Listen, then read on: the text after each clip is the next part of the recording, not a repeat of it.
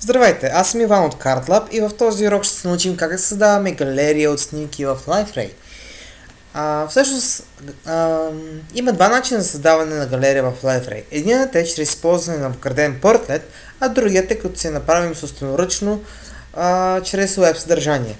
Нека да видим първият пример с вграден портлет. Отиваме по познатата схема в добавяне, повече, система за управление на съдържанието и Media Gallery. Медийна галерия. Поставяме си го отгоре. И сега този портлет има задача да ни покаже една папка с всичките и подпапки и файлове и да ни ги покаже по този начин. Като галерия от снимки. Това е много лесен начин. От най-лесните и най-бързите също така. Но проблема при него е, че ние не можем да редактираме всяко нещо, всяка част от него. За да изберем коя папка да се показва първоначално, т.е. коя да е главната папка, отиваме в настройките, от главна папка си избираме да бъде примерно мултимедия, запази, така, давам рефреш,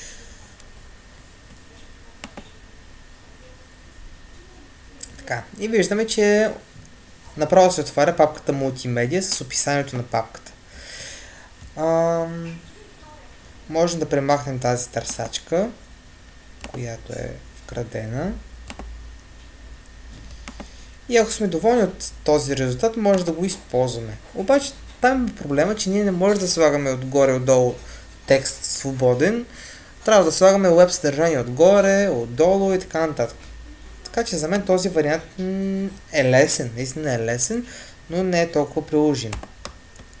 Вторият вариант е чрез използване на веб съдържание. В момента съм се логнал в сайта като администратор и съм добавил на тази празна страница, съм добавил една навигация и едно примерно веб съдържание с заглавие тестова галерия. Отивам сега в нашото веб съдържание и искам да добавя снимка. Как ставаше това? Чрез бутончето добавяне на снимка. Ако сме си качили снимките на сървъра, кликам бутонът избор от сървъра и си харесваме нашите снимки, които ни трябват. Но аз ще използвам и такива примерни снимчици. Не, всъщност, нека да изберем направо от сървъра.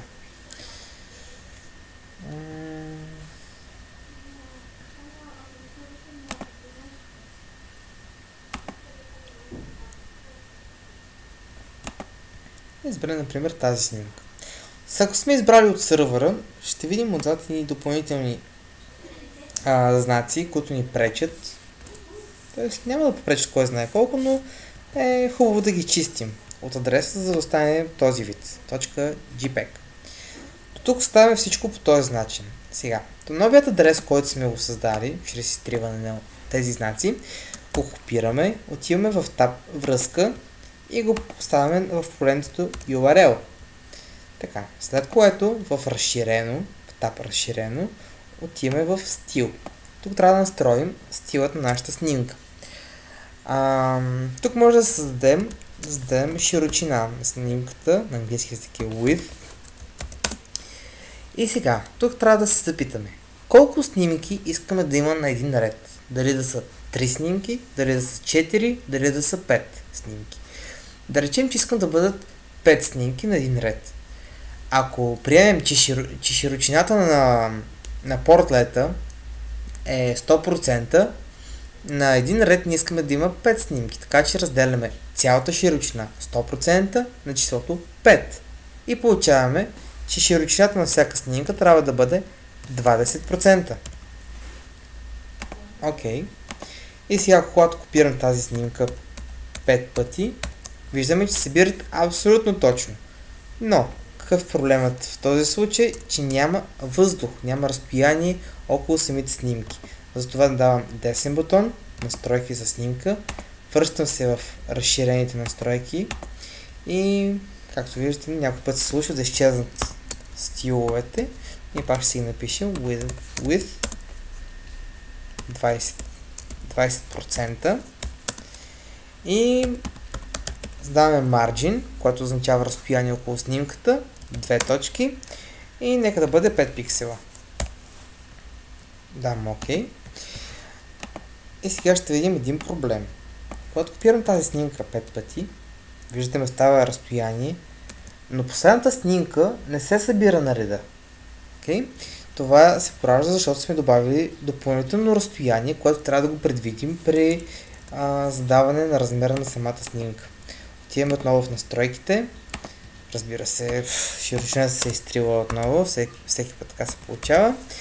И ще си вкараме на нова сметка with да бъде не 20%, а нека да бъде 18% този път. Така за всеки случай. Дам OK. И когато 18%, виждаме, че се събира точно и си има достатъчно разстояние. Така че това е нещо, което трябва да вземем предвид. Така. Сега обаче, когато кликнем на самата снимка, ние сме добавили адрес. Виждаме, добавили сме връзка. Това е линк, за да може да се клика върху нея. Но когато кликнем върху тази снимка, нека да видим какво ще се случи. Ще се отвори на нова страница, цялата снимка, което не искаме да се случва. Ние искаме самата снимка да се появява, да изкача напред. Затова отиваме в настройките отново и отиваме десен бутон. Трябва да отидем в настройките на връзката, т.е. кликаме два пъти върху снимката, която има вече връзка, и отиваме в настройките на връзката. Така, в разширено, тап разширено на настройките на връзката, а не на снимката. Okay? Нека пак да преговорим. За да отидем в настройките на снимката, десен бутон, настройка на снимка. За да отидем в настройките на връзката, два пъти кликаме върху снимката. След като сме отворили настройките на връзката, отиваме в тап разширено и в класове за CSS пишем следната дума. Fancy Box. Повтарям. Fancy Box. Ето тази думичка пишем в това поле. Класове за CSS. Ако желаем да ни се появява някакво заглавие под самата снимка, можем да добавим и самото заглавие в това поле. Advisory Title, което е над поленцето за CSS. Пишем заглавието на нашата снимка. Да речем за какво става въпрос тук? Биология, примерно. Дам OK. И нека си копираме тази снимчица 10 пъти. В тази връзка искам да бъде някакво друго заглавие, да видим, че е различна. Химия. В тази нека да сложим заглавие физика. Okay. И когато публикуваме нашето съдържание, ще видим, че ни се отварят снимките, ни скачат подходящо и отдолу виждаме заглавието на самата снимка. По този начин, когато създаваме визитки, можем да си добавим по този начин да изкажат и имената на хората. Примерно, когато цъкнем на снимката на даден човек, когато тя е скочил, долу да се покаже и неговото име. Ето по този начин. Може да си разкрасим малко нашата галерия, когато редактираме нейните настройки.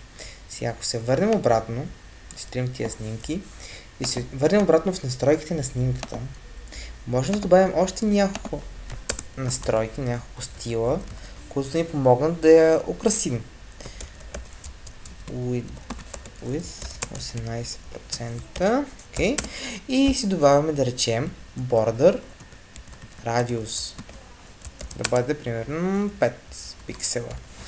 Border radius ще ни заобли ъглите на нашата снимка, както виждате на този диалог. Виждате ли? Тук да речем как са заоблени. Изглеждат по-добре.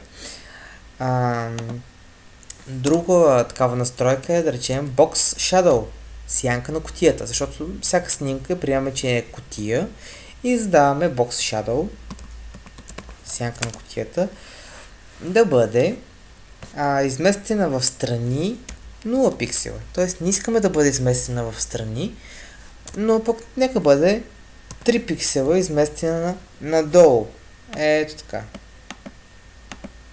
Надолу да слезе малко и да бъде 5 пиксела замъглена и да бъде черна. Примерно.